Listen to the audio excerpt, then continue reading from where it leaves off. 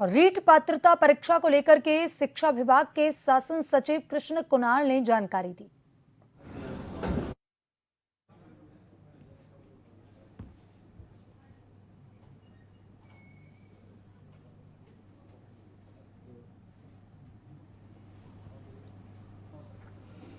अध्यापक लेवल 1 और लेवल 2 की पात्रता परीक्षा जो रीट है 2024-25 राज्य सरकार ने इसको जनवरी के दूसरे पखवाड़े में करने का निर्णय लिया है और इसके तहत जो हमारी पूर्व की एजेंसी थी राजस्थान माध्यमिक शिक्षा बोर्ड वही इस परीक्षा को कराएगी।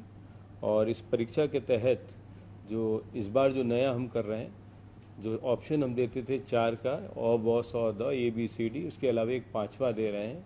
तो जो नवीन प्रणाली है ताकि किसी को कोई एलिगेशन नहीं रहे परीक्षा के संबंध में। और ये जो तैयारियां हैं इसलिए है कि जो 2022 के बाद जो बच्चे हमारे जो तैयार हुए हैं प्री DLED वगैरह के कोर्सेज के लिए वो इसमें एलिजिबिलिटी में आ जाएंगे। और पूर्व के जो बालक हैं जो रीट पास नहीं कर पाए उनके लिए एक मौका होगा, एक अवसर होगा ताकि वो हमारी जो L1 L2 की आगामी भर्ती में ये पात्र होकर पार्टिसिपेट कर सकते हैं। नहीं, उसमें हम वो निर्णय करेंगे, जैसे मान लीजिए किसी ने उसमें नहीं भरा 10 से ज़्यादा तो उसमें कुछ नंबर कटेगा, डिस्क्वालीफाई करने का होगा। वो हम डिटेल आपको जब नोटिफिकेशन निकालेंगे हम उसमें दे देंगे आपको। कुछ सुरक्षा को लेकर ऐसे एग्जाम नहीं होते, अब की बात है नहीं, सुरक्षा के हिसाब से मैंने आपको कहा, एक तो ये हो गया, दूसरा है कि हम ये डिस्कशंस में हैं कि इसमें बच्चे का नाम ही प्रिंट हो जाए, फोटोग्राफ प्रिंट हो सकता है, दोनों उसी पर OMR सीट पर।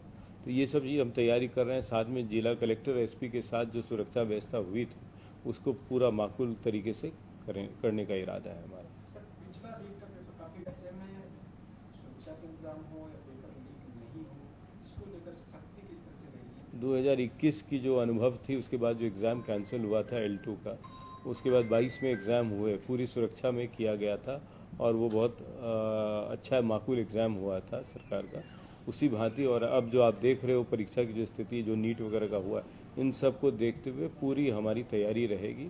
पूरे प्रशासन वगैरह के साथ मिलकर, सभी एजेंसीज के साथ मिलकर विल इंश्योर कि ये पूरा ट्रांसपेरेंट हो। इससे अलग कुछ शिक्षक की कार्रवाई करेंगे, आज जो वीडियो सामने है। नहीं, जहाँ अनुशासन तोड़ने की बात आती है उसमें हम कार्रवाई करते हैं और उसमें तुरंत उस पर डिसिप्लिनरी कार्रवाई की जाती है। केवल ये नहीं है, उनको ये बताया भी जाता है, उनको बताया भी जाता है गलत और सही के बीच का जो डिफरेंस है ये भी उनके बारे में उनको बताया जाता है। कई बार अनजाने में किसी बच्चे से झाड़ू दिला दिया, ये सब समझाना पड़ता है, परंतु जहाँ ये गलती करते हैं वहाँ डिसिप्लिनरी एक्शन स्ट्रांगली लिया जाता है। एक सवाल, कुछ स्कूल है चल रहा है, 2 कमरे में चल रहा है, अधिकारी वहाँ जाते नहीं, देखते नहीं। तो मैंने आपको कहा अभी मुख्यमंत्री जी ने 138 ऐसे स्कूल हैं जिनकी अपनी बिल्डिंग्स नहीं है, उसको इस बार उन्होंने हमें बजट में, मुख्यमंत्री जी ने हमें ऑलरेडी बजट दे दिया है, उन सबको हम शिफ्ट कर रहे हैं नई बिल्डिंग बनाकर। आज की वर्कशॉप, थैंक यू सर। आज की वर्कशॉप 2 दिन की वर्कशॉप।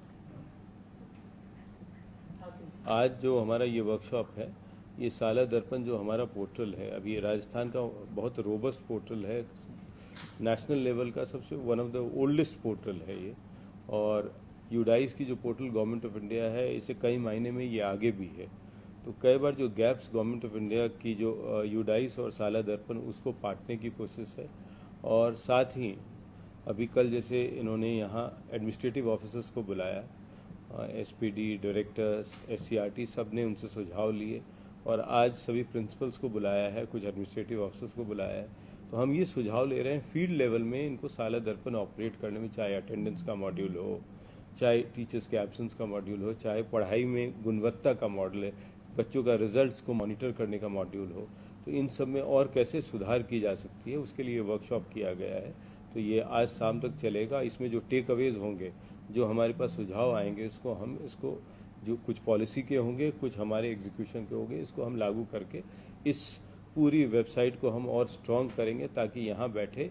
और अब जैसे हम विद्या समीक्षा केंद्र शुरू करने जा रहे हैं, तो ये जितना रोबस्ट और रिलायबल पोर्टल होगा, विद्या समीक्षा केंद्र पर हम मॉनिटरिंग और सुदृढ़ तरीके से कर पाएंगे। Thank you.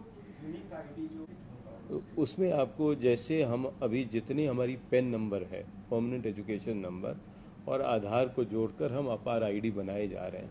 इसका पर्पस ये है कि कोई भी 2 बातें हैं, एक सभी बच्चे का जो रिजल्ट्स है उसका डिजी लॉकर पर ऑटोमेटिक मिल जाएगा, कभी भी वो वहाँ से एक्सेस कर सकता है।